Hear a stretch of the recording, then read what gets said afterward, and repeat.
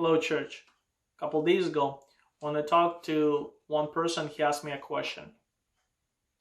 How many people you think not going to come back to the church after a COVID-19 quarantine? It's a good question, and I think this question a lot of pastors asking themselves. And these pastors do everything they can not to lose congregation and to keep people in faith. In fact, this is one of the reasons we do these videos and devotional.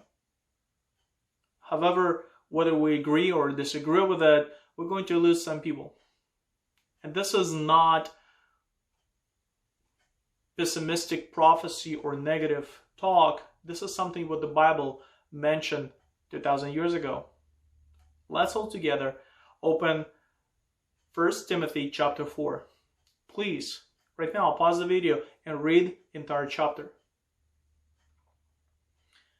It's interesting that from the beginning, Apostle Paul dives into the profound truth and tells the reason why this will happen.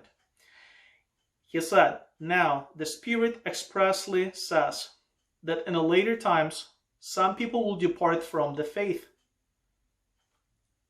From the beginning, he explains, the time will come, and some people will depart, perhaps because they're not going to be able to be accountable to the congregation. They will be on their own. They will be separate in their houses, and they can do whatever they want to.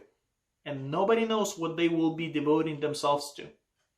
And this is the very reason, he explains, by devoting themselves to deceitful spirits and teachings of demons, they will depart from truth. In other translation, it says, they will obey spirits that tell lies. Pretty much in verses 1 through 6, Apostle Paul talks about people who are devoting themselves to the wrong things, like daily shows, to news, to anxiety, to gossips, to the wrong things. These people can depart from the truth because devoting themselves to the lie.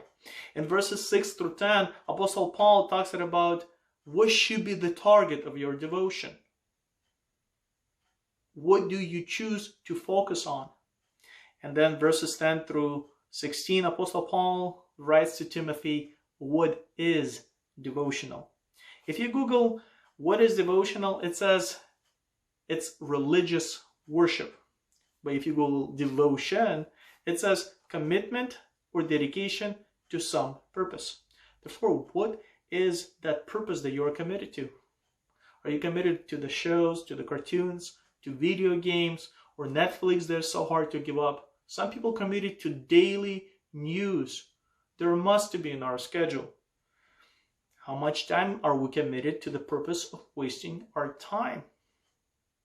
Or should we commit ourselves to the things that will make a difference? To make a difference, it means to keep up with the promises. The promises that you made. What promises am I talking about? I'm talking about the promises that you made when you were so busy, having so much work, and you said, if only I would have a little bit more free time, I would be able to read Bible daily. Or perhaps when you were so busy in school with a lot of homework, and if I only pass this exam, I'll be praying every single day.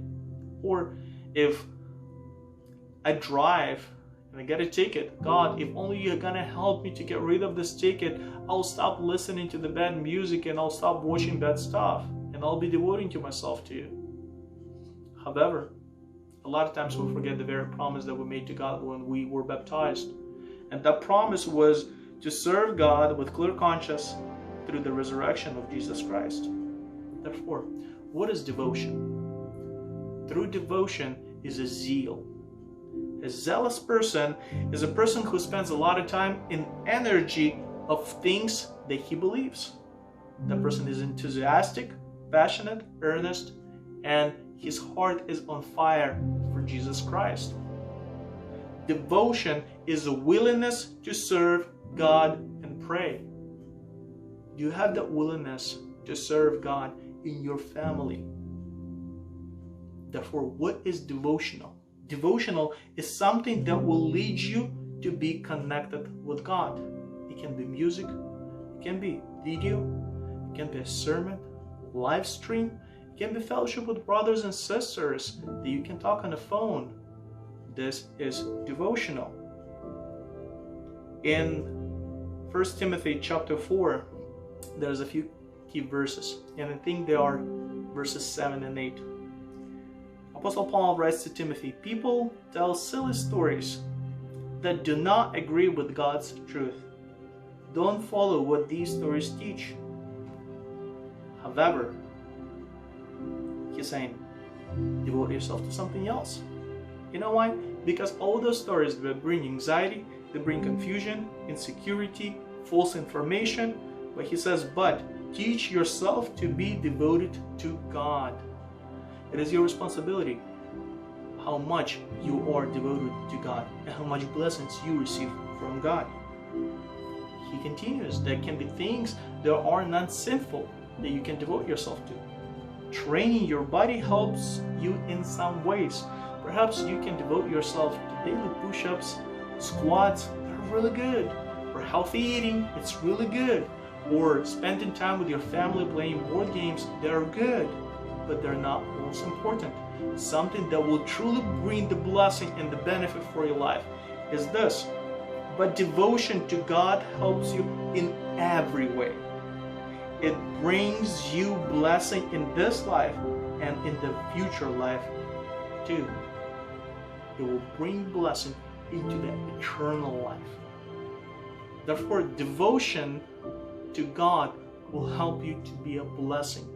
Devotion to God will help you to keep up with the promises. Devotion to God will help you to stay strong in the time of crisis. Therefore, church, devote yourself to God every single day. And please try to stay away from things that will rob you of intimate relationship with Jesus. May God bless you.